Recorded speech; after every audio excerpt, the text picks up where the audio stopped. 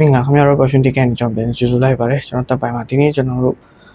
Versace ကနေတက်ထွက်ထားတဲ့ Versace or Fresh Extreme ဆိုတဲ့ရေမွေးလေးကြောင့်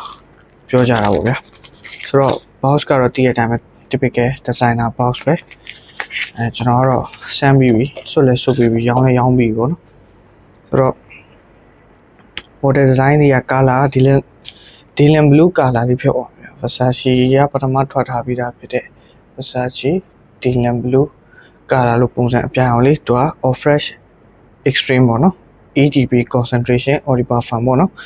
ဆိုတော့ပထမသူ့ flanker ထဲမှာထွက်ထားတဲ့ဒီ Versace Man of Fresh ပေါ့ Man of Fresh ကတော့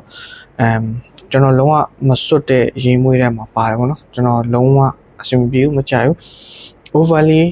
freshness ဖြစ်တဲ့ဒါပဲဆိုတော့ကျွန်တော် taste မဟုတ်ဘူးဒီကောင်လေးကကျွန်တော်ဘာဖြစ်လို့ပြောပြပြလဲဆိုတော့ဈေးတန်းတစ်ခုမှာ sweet spot လို့ထင်လို့ဆိုတော့ atomizer လေးမိုက်တယ်ကျွန်တော်တို့ဒီ Eros 2 line ဒီ Dylan Blue တို့ဟာလိုမျိုးမဟုတ်သူ atomizer လေးမိုက်တယ် nose တွေကိုကြည့်လို့ရှိရင်လည်းဗျာaromatic nose တွေ clary sage တို့ geranium တို့လုံးဝlineလေးတွေ့ရမှာပေါ့ဗျာဆိုတော့ nose တွေလည်းကျွန်တော်ဗီဒီယိုမှာထည့်ထားပေးမယ်သူက opening မှာဒါကျွန်တော် feeling ရပါတော့ opening မှာကျွန်တော်တို့ orange blossom citrus ပပလေးနဲ့စဖွင့်တယ်ပြီးတာနဲ့ချက်ချင်းဒီ clary sage တို့ geranium ပါတာလုံးဝသိရပါတော့ geranium အရင် prominent ဖြစ်တဲ့ရေမွေးလို့ပြောရတယ်အရင် aromatic ဖြစ်ပြီးတော့ safe ဖြစ်တဲ့ရေမွေးတစ်ခုလို့ပြောလို့ရပါတော့ opening မှာတော့ဒီ mid to dry down မှာ dry down ကြလို့ရှိရင်ကျွန်တော်တို့ကပထမလူကြိုက်အများပြီးသားဖြစ်တဲ့ရေမွေးလို့ပြောရမယ် YSL ထွက်ပြီးသားဒီ YSL myself ပေါ့နော် myself EDP version ပေါ့ကျွန်တော်တော့ EDP version ပုံစံမျိုးလေးကိုတွားတယ် link ဖြစ်သွားတယ်percentage အရပြောလို့ရှိရင်60 to 65% ဝန်းကျင်လောက်ကို YSL myself EDP ကို remind ပြန်လုပ်စေတယ်ဆိုတော့ရေမွေးထဲမှာပါတယ်ပေါ့နော်ကျွန်တော်ဒီဟာကိုအခုထွက်ချင်းမှာဝယ်ဖြစ်တဲ့အကြောင်းရင်းကလည်း perfume ကိုကြည့်လိုက်တဲ့နေရာမှာဒါ Olivia Crest ပေါ့နော်ကျွန်တော်တော်တော်သဘောကျတဲ့ perfume တယောက်လို့လည်းပြောလို့ရတယ်အဲ့တော့ EDP concentration လည်းဖြစ်တဲ့ပုံမှာကျွန်တော်ဒါလေးကိုဝယ်ဖြစ်သွားတာပေါ့နော်အဓိကတော့ဒီ dry down ရောက်ရင် YSL myself နဲ့ clary sage အနက်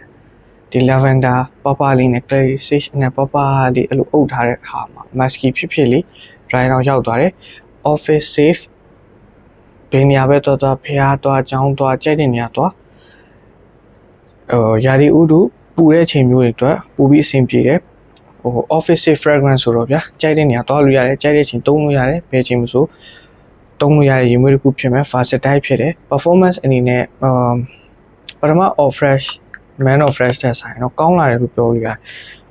နေဆုံးတော့ဗျာ9နိုင်6နိုင်ဝန်းကျင်လောက်တော့ရတယ်ဒါပေမဲ့10 spray 12 spray လောက်ဖြန်းနေဆိုရင်ချွေးတန်တဲ့လူဆိုရင်ပေါ့နော်10 spray 12 spray 10ချက်12ချက်လောက်ဖြန်းနေဆိုရင်6နိုင်ဝန်းကျင်လောက်တော့ရတယ်ခင်ဗျဒါပေမဲ့လို့အရင်ဆုံးကိုနဲ့ဘယ်လောက် spray လုပ်တင်လဲဆိုတော့အရင်ဆုံး test ကြည့်ပြီးတော့မှspray ကောင်အဆင်ပြေလို့သုံးမှုတော့ကြံပြူချင်တယ်ခင်ဗျ okay ဆိုတော့ဒါကတော့ Versace ကအတက်ထွက်ထားတဲ့ Man of Fresh Extreme ပုံမှာကျွန်တော်ရဲ့အတွေ့ကျွန်တော်ရဲ့အမြင်ကျွန်တော်ရဲ့ feeling ပြောပြခြင်းဖြစ်တယ်နောက်ဗီဒီယိုမှာတွေ့ကြပါဦးဗျာ